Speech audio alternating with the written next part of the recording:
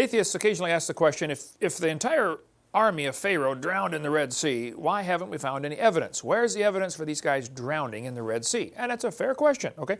Many atheists ask very fair questions, and it's time Christians be ready always to give an answer to every man that asketh the reason of the hope that's in you. And I'm sorry this taping has gone so long for part 7, but there's a lot of questions that get asked. And we do many more on our radio program every day from 4:30 to 6 Central Time. You can call in on truthradio.com or drdino.com. But in Exodus chapter 14, God told Moses to go and camp by the sea. And it says they went across on dry ground and the waters were a wall beside them. It does not say they walked through a reed sea. There are some even liberal Christians that say, oh yeah, they just walked through shallow water. Well, then how did Pharaoh's army drown? You tell everybody, lay down, don't get up. Okay, I mean, come on.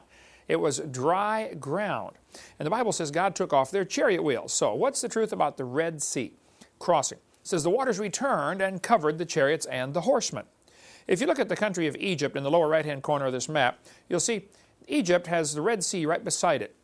It comes up into two branches, the one on the left called the Gulf of Suez, where the Suez Canal is, the one on the right called the Gulf of Aqaba. Actually, there are two parts to the Red Sea. It splits right there around what's called the Sinai Peninsula, which, by the way, is not Sinai. No, Sinai is not there. But the children of Israel were leaving Egypt, and it took Pharaoh 3 days to catch them. They could not have crossed the Gulf of Suez. They went all the way across the Sinai Peninsula and crossed over there on the right at the Gulf of Aqaba. Right where that red dot is next to the Gulf of Aqaba is actually a beach. There's a dry riverbed that runs right up to that beach, and it's mountains on both sides and no escape any place, certainly not with a bunch of people with their families, you know, kids and wagons and animals and stuff like that. You're not going to get up either one of those mountain ranges. This satellite view is kind of from the north, a little strange view. There you can see that beach right there. The children of Israel went out of Egypt at the far upper right and traveled all the way across the Sinai Peninsula and ended up stuck on that beach. That beach is huge.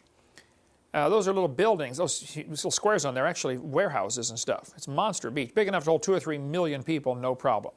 So here's the children of Israel stuck on the beach. They can't go north or south. There's mountains both ways. They can't go back. There's Pharaoh's army coming through the gap, and they can't go ahead. There's a Red Sea in front of them. So what do? Well, you cry and blame God for your problems. That's what everybody does, okay? God, I can't get out of this. What do? Dry riverbed where they came out. At the south end of the beach, Ron Wyatt years ago found a pillar right there. He pulled the pillar out, scrubbed it off, and set it up on concrete, and it was pretty badly eroded, but some of it was still legible. And it said in Paleo-Hebrew, apparently the pillar was erected by King Solomon, and it said, this is the pillar erected by King Solomon to commemorate the crossing of the Red Sea. Gilbert Vincent's a good friend of mine from Texas. He's been there a couple times. He got a bulldozer and helped stand it up straight and put more dirt around it because it was kind of leaning over. He climbed up to the top of it. Right there at where this beach is, it's about 8 miles across the Red Sea. Well, at that point, there's a shallow spot. The deep up toward the city of Eilat, where I was a few years ago, is about 5,000 feet deep on both sides. This whole Gulf of Aqaba is about 5,000 feet deep, except for right there. There's a shallow spot. I should probably say shallow. It's actually 900 feet deep. That's still pretty deep. But 900 feet over 8 miles is not bad. It's a gentle slope down, gentle slope back up. And if you go scuba diving down there, you'll see the rocks have been moved out of the way. Somebody cleared a path across the bottom of the Red Sea. Probably done by Moses and the people.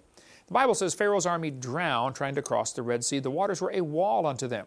To walk 8 miles would take, half a day with all the children of Israel pulling their wagons and everything else.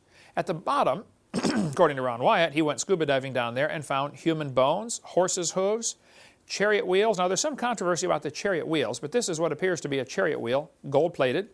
They said you can't pick it up. It's a gold veneer because it just crumbles. The wood's rotted out.